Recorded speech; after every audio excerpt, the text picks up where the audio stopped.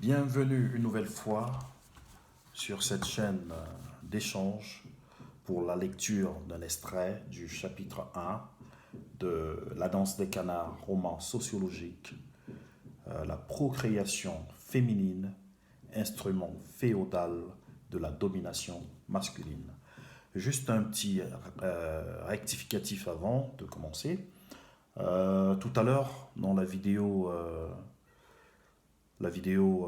précédente, je lisais la page 114 à 115 et non la page 11 à 14, comme je l'ai dit.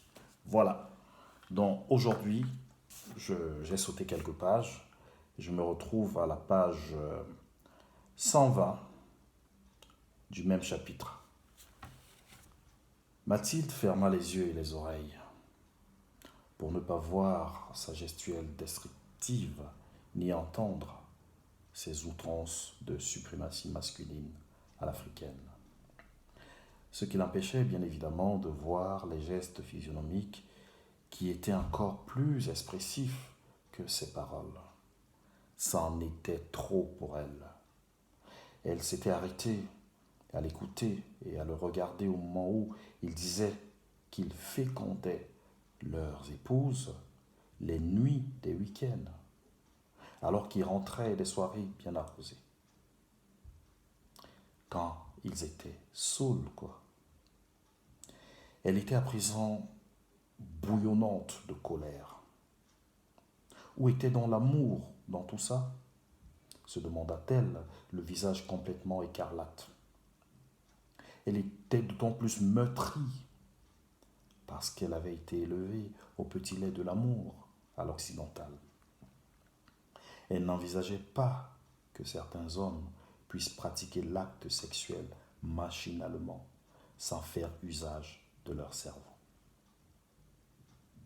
Avant, avec l'unique objectif de féconder une femme, fût-elle la leur. De surcroît, en étant émoustillés par l'alcool, comme c'était de coutume tous les week-ends pour les jeunes hommes.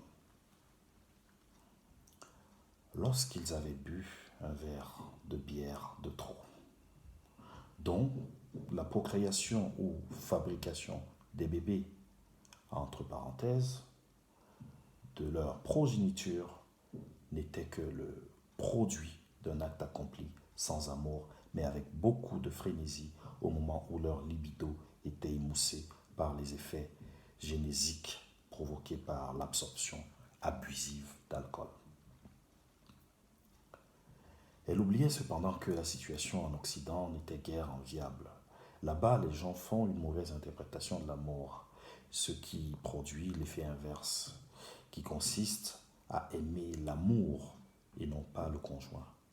L'amour de l'amour est tellement idéalisé en Occident qu'on relègue l'individu qu'on proclame aimer en arrière-plan de la relation.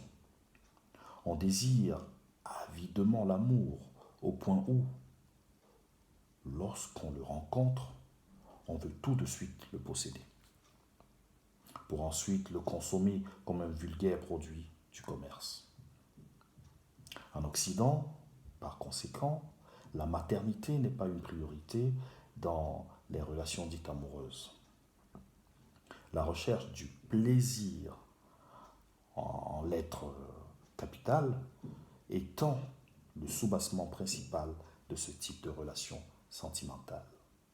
Mathilde était néanmoins perturbée par la conception africaine du mariage et par leur représentation de l'amour dans la sphère conjugale. Les représentations qu'elle découvrait là-bas venaient bousculer ses propres représentations intériorisées au point où elle percevait autrement les réalités dues au contexte africain. Cela l'amena à adopter une autre conception des relations amoureuses. Une conception des relations sentimentales réactualisée, nouvelle et différente de celle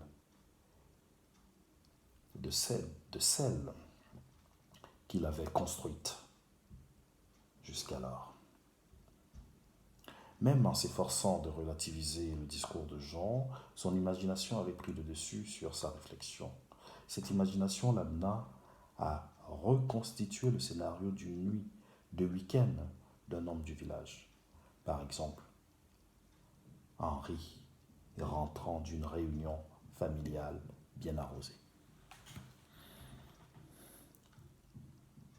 Guillemets ouverts, il s'assit au bord du lit, en marmonnant quelques mots dans sa gorge. Puis il se leva et enleva machinalement son pantalon. Les yeux mi-clos, titubant sous l'effet de l'alcool, il laissa tomber sa chemise et s'installa dans le lit. Il était en sueur, sentant l'odeur d'alcool. Ensuite, il poussa la jambe droite de Jeannette comme un vulgaire meuble, comme la porte de la cuisine qui reste toujours entr'ouverte. Jeannette le savait. Elle la laissait toujours entrebâillée. Il rentra dans sa cuisine, entre guillemets, passa son premier pied, fit enjamber le second. Enfin, avec le troisième, il enclencha le mécanisme de la serrure du corps de Mathilde. Et il fit sa besogne ingrate, comme un vulgaire violeur qui s'empare du bien d'autrui. Jeannette en avait l'habitude, car elle savait sur ses entrefaits que son corps tout entier était un self-service pour son mari. Elle lui servait régulièrement son corps, sans aucune résistance ni implication personnelle, mais modestement. Celui-ci s'y appliquait sans mots, sans caresses, sans baiser. Jeannette avait juste un peu tressailli, sauf à l'instant où il avait forcé la serrure de son entrejambe, à cause de son geste brusque. À part ça, maintenant qu'il était lancé, elle restait placide, immobile. Fermez les guillemets. Mathilde poursuivit son imagination. Elle voyait Jeannette, la tête tournée sur le côté, les yeux grands ouverts. La chambre était obscure, mais elle parvenait à percevoir la forme des objets dans la pièce. Elle était plongée dans une profonde méditation. Ses yeux étaient comme munis d'une caméra à infrarouge et son regard errait dans l'obscurité de la chambre. Elle était très pensive. Elle se souvenait du film qu'elle avait vu à la télé avant de se coucher le soir, où elle avait entendu ce mot préliminaire. Elle avait oublié la suite du film. Jeannette ne savait pas ce que signifiait ce mot. Dans le film, il en était question entre conjoints, entre deux personnes qui s'aiment. Dans la divagation dans laquelle son esprit était plongé, une pensée l'envahit tout à coup. Elle s'en inquiéta et pria dans son cœur. Elle attendait qu'il termine. Au moment où il serait prêt à pousser le petit cri de soulagement qu'émettent d'ordinaire les mâles de toute espèce avant de verser leur semence.